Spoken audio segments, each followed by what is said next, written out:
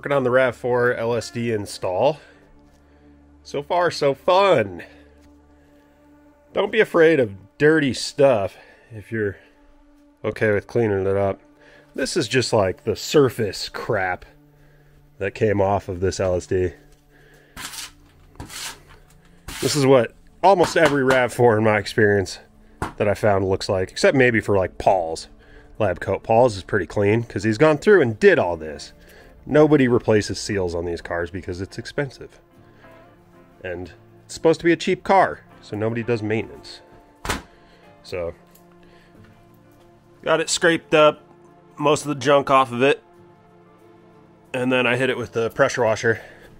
Also, I'll throw a link in the description of this. This thing's awesome. A little Ryobi portable pressure washer. If you don't have hose access where you want it, you can just run it off a 5-gallon bucket. And obviously use Ryobi batteries, or I ran this Amazon adapter to go to my Milwaukee batteries because I have way more of those. And it works really well. It's not like super high pressure, 850 PSI or something like that, but it does pretty well.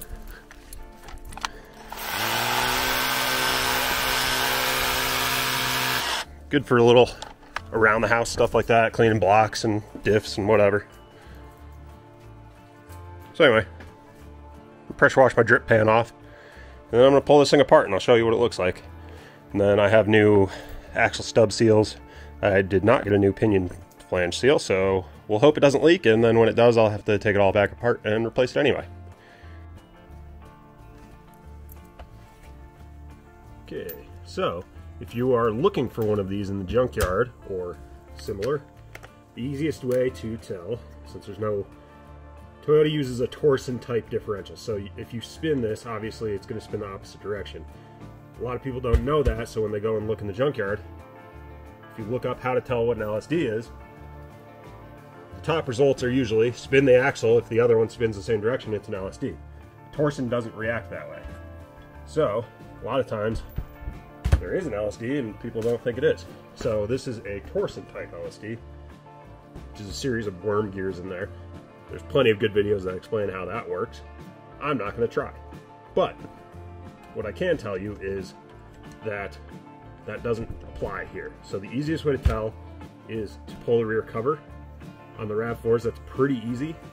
If you have an impact, it takes about 2 minutes. You take these two 17mm bolts off the back of the transmission mount, 14mm 2 bolts that go up into the frame, then get that mount out of the way, and then pull the rear cover. On the RAV4s, it's super easy. There's really good access, plenty of room. Sometimes you have to move the exhaust out of the way. But pretty straightforward, pretty easy. Pull the cover, and then I'll show you how to tell from there. If you're trying to pull one of these out of a RX300 or out of a Highlander, which there's certain years on both of those that the same LSD is used, I believe, somebody fact check me, certain ones have different stub shafts than the RAV4. It won't be the same 4-bolt pattern. And then sometimes, I think either on the Highlanders or the RX300, the case is different. So if you were going that route, you would have to swap the actual differential into your RAV4 case. The downfall of that is you have to go back through and ideally you should adjust everything. Set your backlash, preload, make sure your spacers are correct for the pinion, do all that, check your pattern. Not the most fun. It's a lot easier if you can just find a RAV4 one. You can just swap the whole case. You still should go and check your backlash because they all have 300K on them. Check that everything's in good working order. The other thing of note on the RAV4s, at least, is they're all the same ratio. So automatic, manual, all-wheel drive, doesn't matter which, they are all the same ratios. So it doesn't matter if this comes out of an automatic or a manual. So I'm just going to go through, pull the rear cover. All of these bolts are the same length, so don't have to worry about keeping them in order. Toyota just seals this with the Toyota Fipig, their seal packing material. So it's just the orange RTV. I sometimes will have the updated orange or black Toyota brand, but otherwise just Permatex Ultra Black. works fine. So once you pull the rear cover, which rear cover is the same on LSD and non-LSD, that is a Torsen. You can tell because of the way it is. I'll show you on my open diff what the open diff looks like for those that don't know.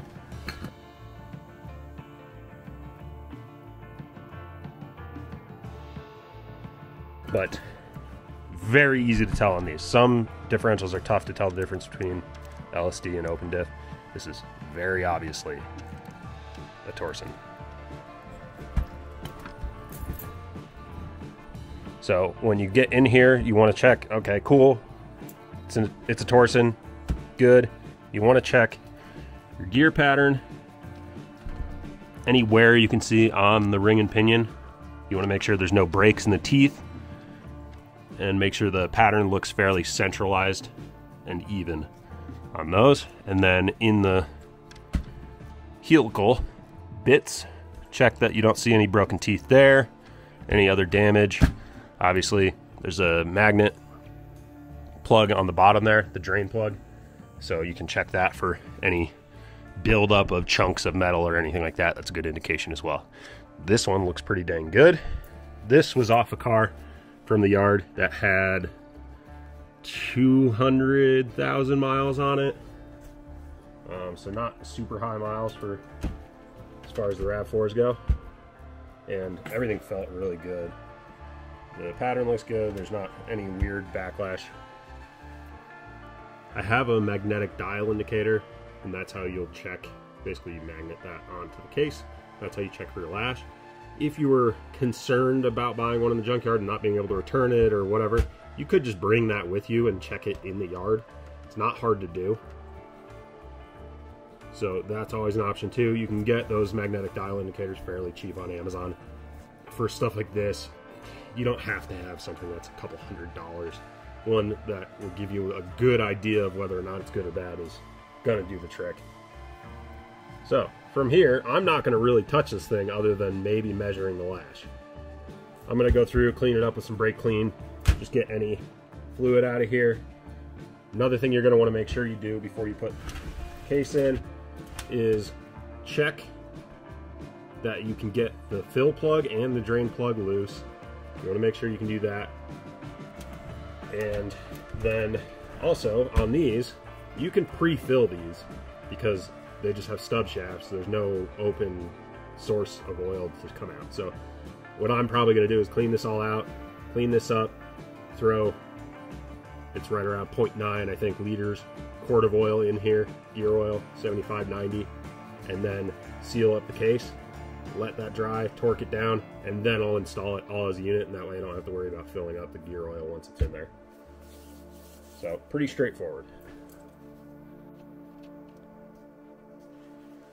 Also, another small item of note. So I have a 5th Gen 3 SGT that makes 260 crank horsepower, probably about 220 wheel. So a lot of people are like, oh, the RAV4 is not rated to handle that. It's double the amount of power, double the amount of torque. Yeah, it is. But it's all the same drivetrain stuff that a Celica GT4 has. A lot of people actually use this diff as an upgrade for the GT4s. So this is a 6.7 rear diff, Toyota 6.7. A lot of companies you might know use like an R rate, so like R diffs, R160, R180, R200. So this is somewhere in between, so this is about an R170-ish, if you were to equate it to that. So beefier than any of your standard Subaru stuff, until you get to the STI, that the STI has an R180, so it's somewhere right in that range. It's pretty dang strong for an all-wheel drive car. This is also easier to do while it's out of the car too, is to pop the axles. I just cleaned up this with a razor, same with the cover. To pop the stub shafts out can be kind of a pain if it's in the car, if you have to do the seal, so I'm trying to get this done on the bench. Pry bar, big hammer.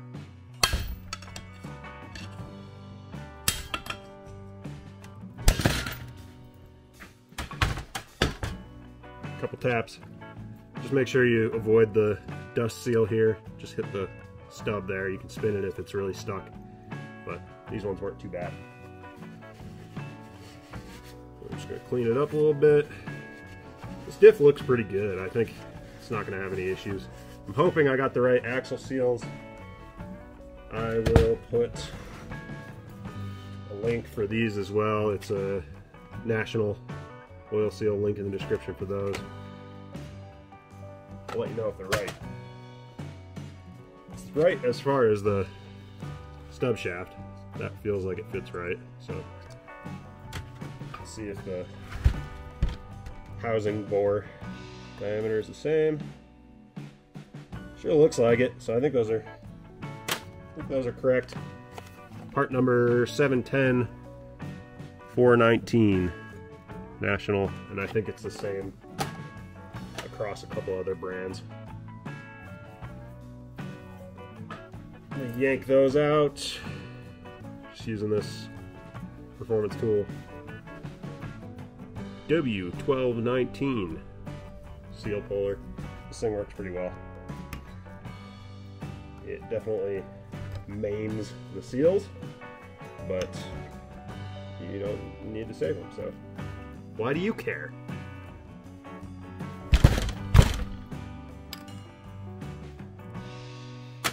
Pretty easy. Yep. Same diameter.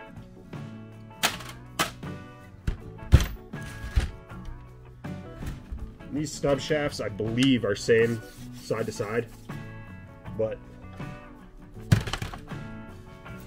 either way, best not to mix your stuff up.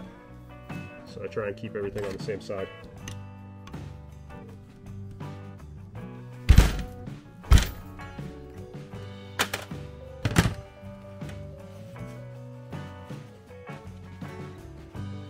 Yeah, this diff looks really pretty good.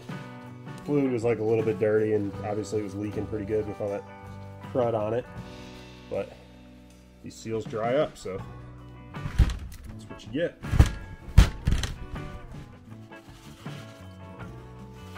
Probably the original Toyota seals, 200,000+ miles on them and 23 years. Still weird to me that the RAV4 is 23, or mine's 25, 26 years old. 97, is that right? Yeah, 26 years old now. It's insane. To me, it's still like a 12-year-old car. That's what it feels like, at least. Like, oh yeah, first generation RAV4. That's not that old. 23 years old, can legally drink.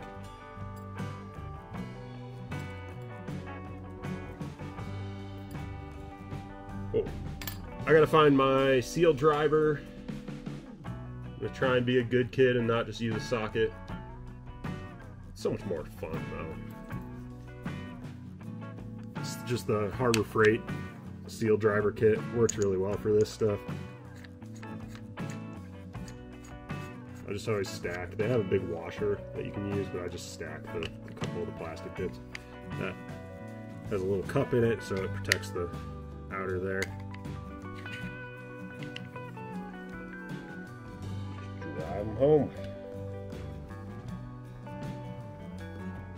These could go too far as well, just something of note.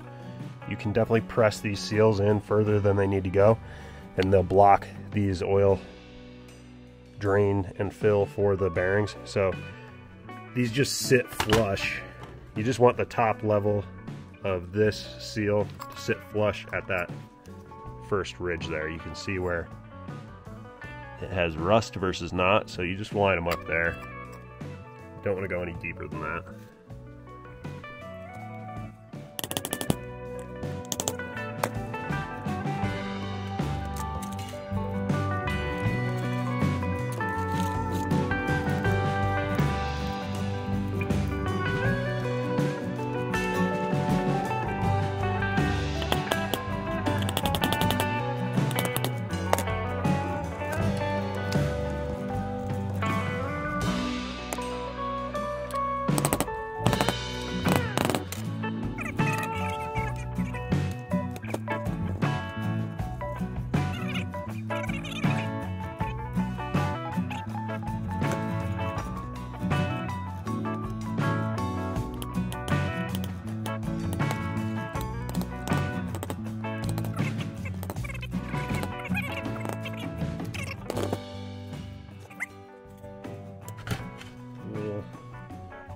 Dab of the red and tacky wheel bearing grease.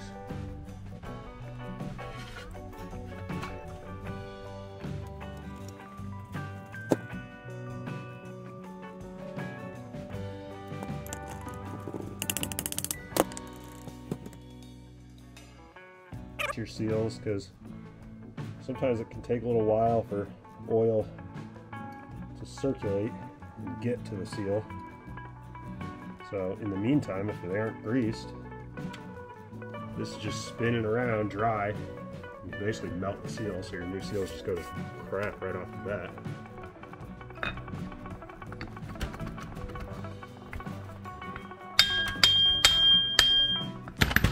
So, yeah. Those circlips were still nice and tight, so good with that. Feels good. Okay, so now I have a couple options from there. I can fill it straight into the case here when I get some new fluid, or I can hold off, seal this, get the cover, the plate on there, and then just fill it either through the drain or the fill plug, and then put it in the car from there. So I think I'm probably going to get this going, because the way you're actually supposed to apply RTV is apply it, snug the bolts down until you just see a little bit of squeeze, let it sit for 45 minutes to an hour, then torque the bolts down. That way it doesn't just squeeze it all straight out of the two machined surfaces. So I'm going to do it right. Don't always do that, but it definitely works better. Sometimes following directions is good.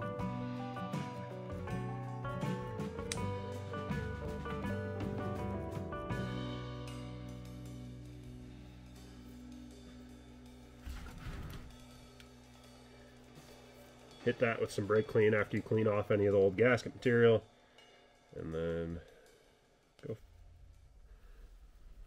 Well, I was curious. There was definitely still some left in there. So anyway, I don't want to waste all that, so I'm probably going to use it. I'm just going to get a little messy, do it with my hand.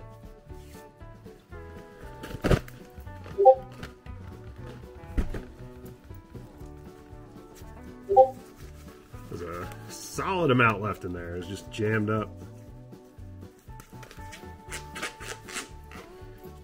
That's okay.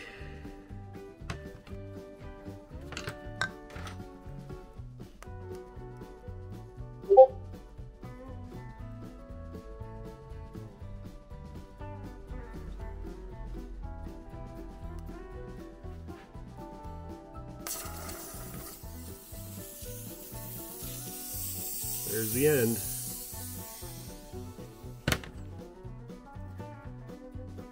We'll just seal that back up. Probably cut it open and there'd probably be some more left in there, but this is stack of RTV is plenty.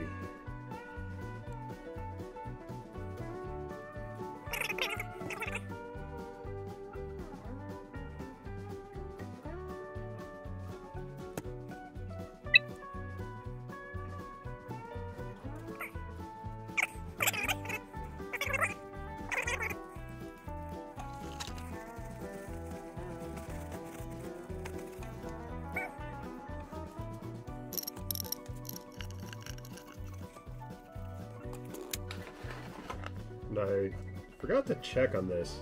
Usually these are asymmetrical, so they can't be bolted on upside down. I think the RAV4 one is actually a symmetric bolt pattern, so you could put it on upside down, but it should be pretty obvious because the vent goes on the top, your drain plug goes on the bottom, and your diff mount goes on the left side. So right now this is upside down, but put the cover on the correct way.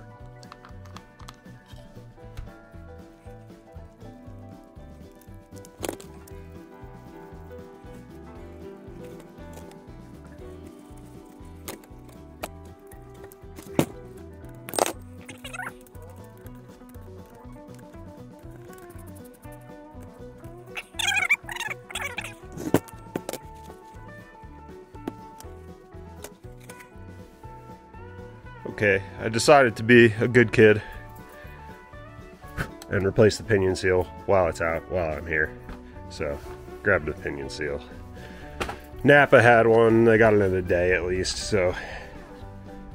SKF part number 14758 for the pinion seal. Link in the description for that too. Just gonna pop this in here. This is where this seal driver is useless. The Harbor Freight seal driver that I have. Because obviously that doesn't work. So I'm gonna have to get a little creative. Usually I can use a piece of like PVC pipe or something like that just to tap it in there, but we'll get there. Open diff. Bye-bye. LSD. Hello. Let's get this thing installed. I also have a spare drive shaft that I got at the junkyard. Thinking about popping this in, even though it looks way crustier than mine. Mine, I know this CV boot here is ripped, and I just threw some tape around it because it's in right on this. So it's not like a super critical spot where it ripped. Hasn't flung grease out or anything. But I do have a bit of play in the front U-joint for sure, but it's just a tiny amount, so. But I definitely have had some kind of like lash in this drivetrain, and I don't know if it's just in the transmission because everything has 280K and then about 10 or 15K of 3S GTE now. So definitely, I mean, this has a little bit of slop in it, the open diff. I don't know if it's really any more than any other one I'm gonna find. I can measure it.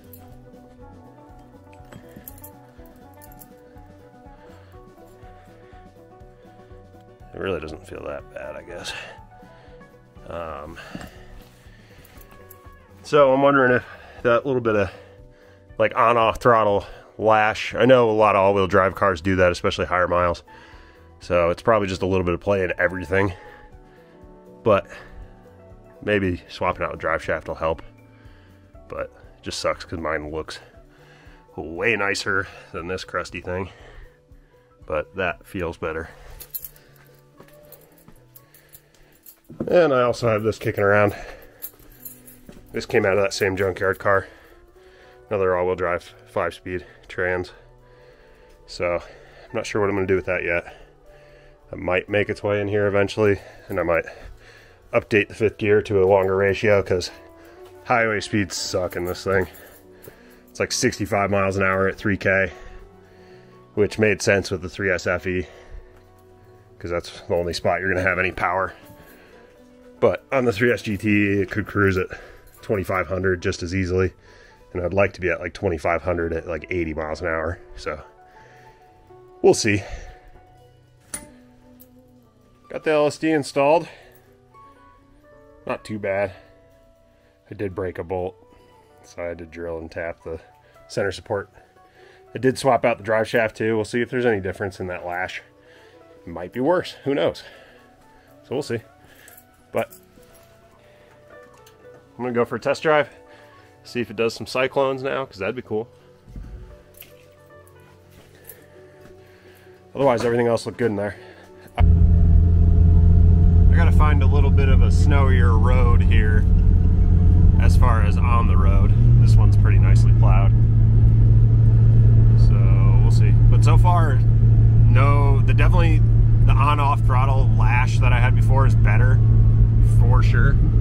So I have a feeling that was the drive shaft, but it could have been a bit of both. So that's nice. And then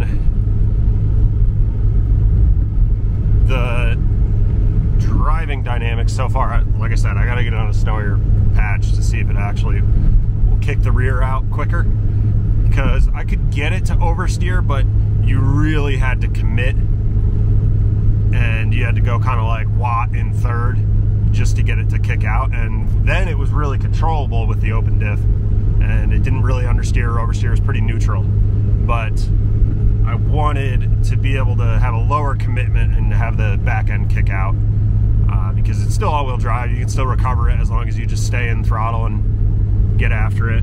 It's really, in an all-wheel drive car, it's when you let off in the snow that you run into issues and, you know, flip ends, spin out.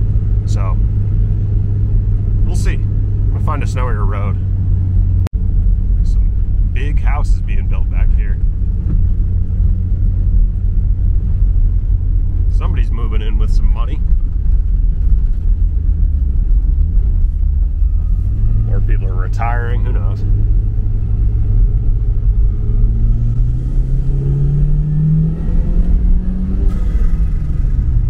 There we go. So that definitely had a little bit more initial oversteer, which personally I like, and definitely more traction. Let's see here. This is a big sweeper.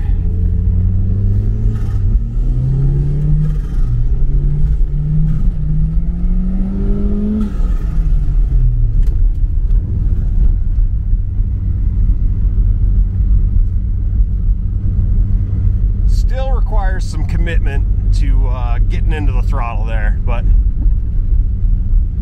seems more recoverable. Racetrack lane, what's back there? Like the sound of that. These snowbanks are insane. This feels like playing one of the rally games where you're in like Norway or Sweden. It's wild looking. Especially being in basically a Celica GT4, let's be honest. I'm gonna catch some flack for that one, I'm sure.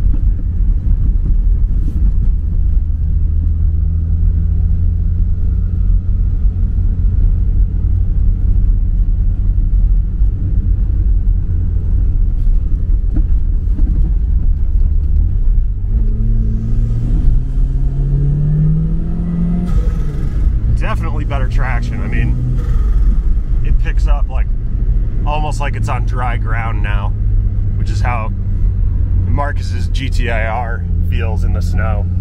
That thing on snow tires with front and rear LSD and viscous coupling center diff, that thing gets after it. And that's an SR20. I bet they're pretty close now. I think his GTIR is a bit lighter.